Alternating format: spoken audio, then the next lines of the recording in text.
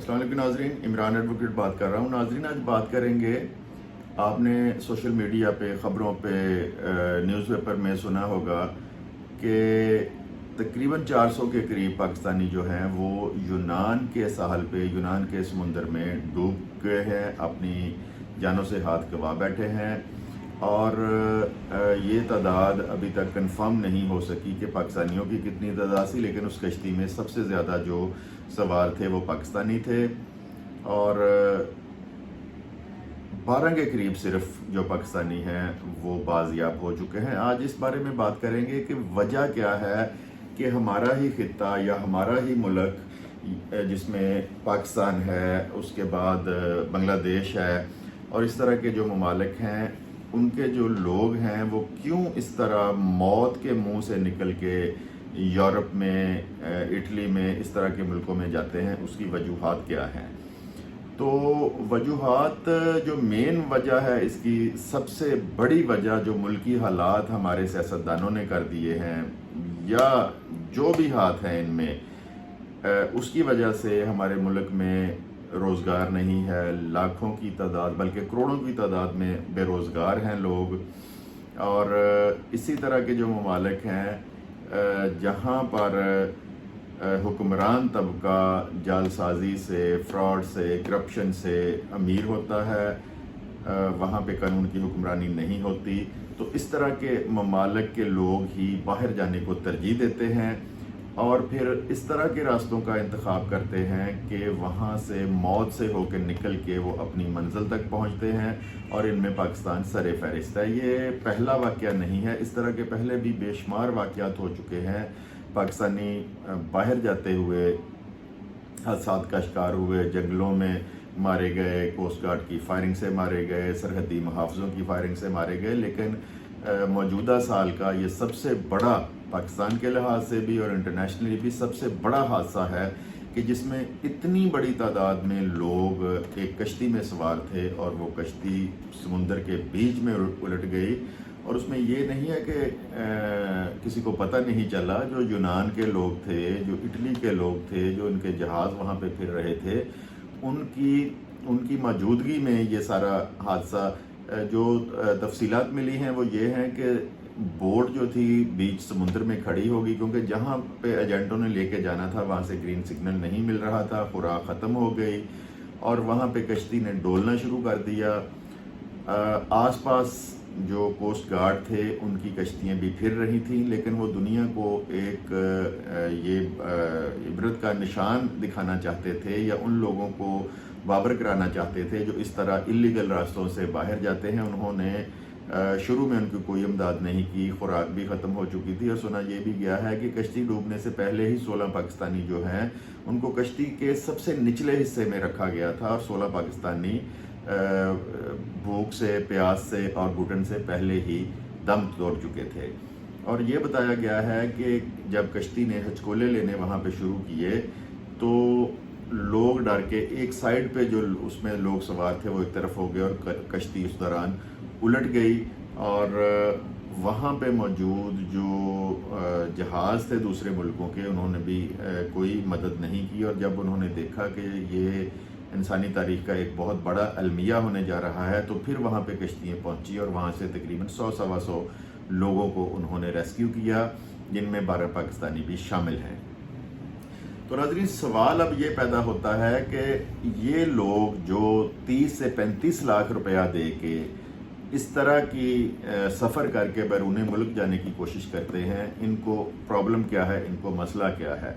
آپ لوگوں کو کے سامنے ہے کہ ہمارے ملکی حالات جو ہیں وہ کس نہج پہ پہنچ چکے ہیں۔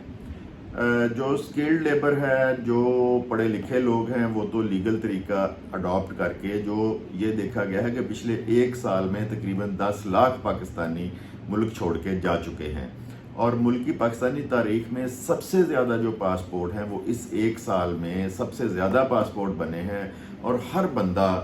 باہر جانے کے چکر میں ہے ایسے ملک میں کہ یہاں پہ روزگار کے حالات اچھے ہیں، سیکیورٹی کے حالات اچھے ہیں۔ جو پڑھے لکھے لوگ ہیں وہ تو لیگل طریقہ اختیار کرتے ہیں، لیکن جو ان پڑھ ہیں،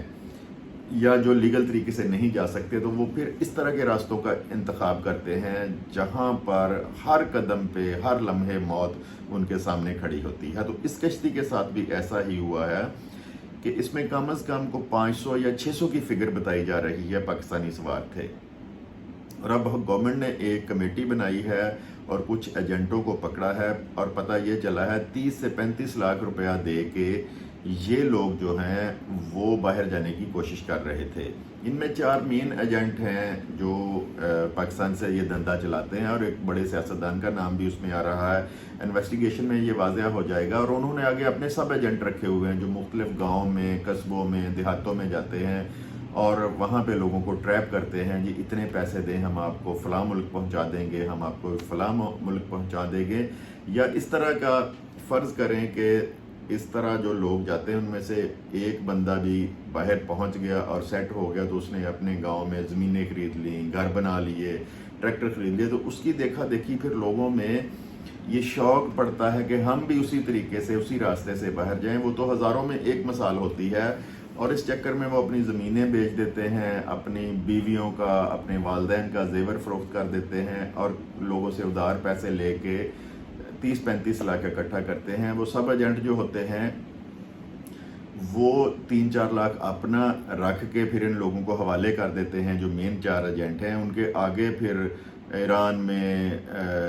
यूनान में, तुर्की में, ग्रीस में इन लोगों के साथ उनके रवाबत होते हैं, और फिर बरास्ता ईरान फिर उनको बाहर भेजा जाता है। और जिस तरीके से उनको गाड़ियों में रखा जाता है, जिस तरीके से उनको सफ़र करवाया जाता है, टैंकियों में जो तेल वाली टैंकी है या पानी वाले टैंक हैं उनमें जिस तरह उनको घुसेड़ के बंद, पिछले दिनों भी 2-3 साल पहले भी एक टैंक में बंद करके ले जा रहे थे, और सांस रुकने से उस वक्त भी सैकड़ों लोग हलाक हुए थे। तो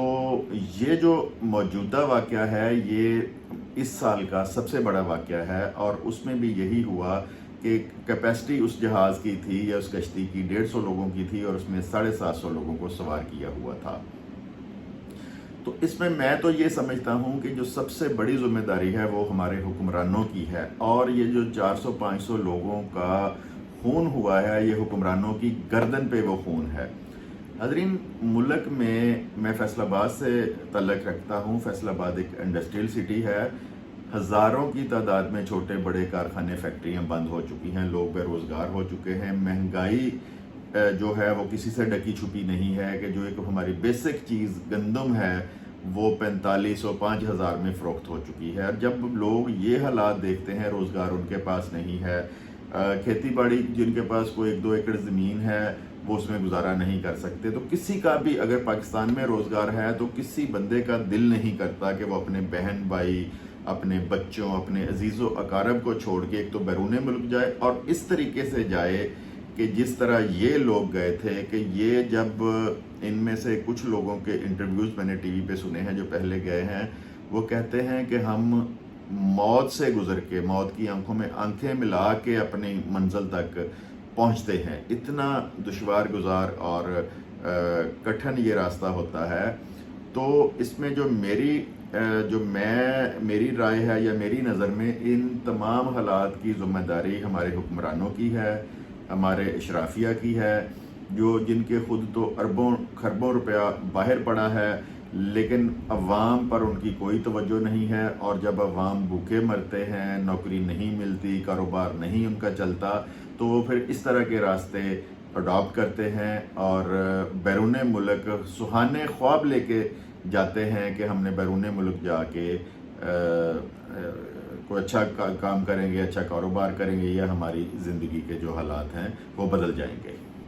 इसमें नाज़रीन, हुक्मरानों के साथ साथ मैं वालिदैन को भी कसूरवार समझता हूँ कि जो जिनको पता है, क्योंकि इस तरह के हादसात हम सोशल मीडिया पे, ख़बरों में हम अक्सर पढ़ते रहते हैं कि ईरान के बॉर्डर पे, कोयटा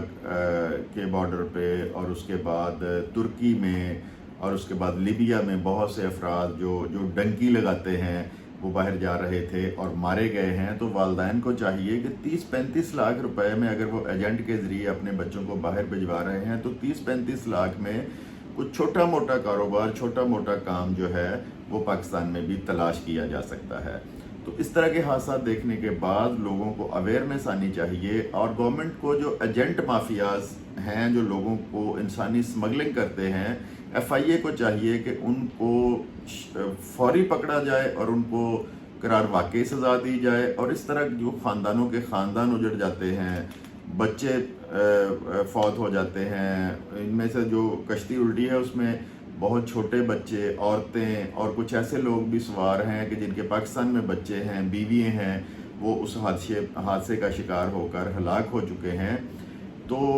ایف آئی اے کو چاہیے، حکومت کو چاہیے، ہمارے جو انٹیلیجنس ادارے ہیں ان کو چاہیے کہ ان کی سرکوبی بھی کریں، ان کو بھی پکڑیں اور ان کو بھی سزا دیں۔ اگر ان کو فرصت ملے، آپس میں سیاستدانوں کی جو لڑائیاں ہیں ان سے فرصت ملے، یا کسی کو نیچا اگر دکھا رہے ہیں، جیسے آج کل پی ٹی آئی کے پیچھے ساری توانائیاں صرف ہو رہی ہیں، اگر ان کو ان کاموں سے فرصت ملے تو عوام کی فلاح و بہبود کے کام بھی کریں،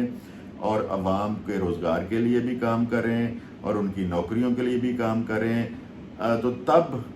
اگر اپنے ملک میں روزگار ہو، نوکری ہو، کاروبار ہو، جان کی سلامتی ہو، تو میرا نہیں خیال کہ کوئی بھی بندہ اس طرح کی جان جوکھوں میں ڈال کے بیرون ملک کا سفر کرے۔ تو ان سب چیزوں کو دیکھتے ہوئے موٹیویٹ کریں اپنے آس پاس کے لوگوں کو بھی، اس طرح جو ہے وہ ڈنکی لگا کے یا ایجنٹوں کو پیسے دے کے جو باہر جاتے ہیں، اس کی حوصلہ شکنی ہونی چاہیے، اور اگر باہر جانا ہے تو اگر کوئی لیگل طریقہ اڈاپٹ کیا جا سکتا ہے تو اس کے تحت ہی باہر جائیں۔ تو ویڈیو جو ہے یہ لازمی شیئر کریں دوستوں کے ساتھ، کچھ لوگوں کا شاید ان باتوں سے بھلا ہو جائے اور وہ باہر جانے کی بجائے اپنے ملک میں رہ کر ہی کاروبار کرنے کو ترجیح دیں۔ آپ کا بہت بہت شکریہ، خدا حافظ۔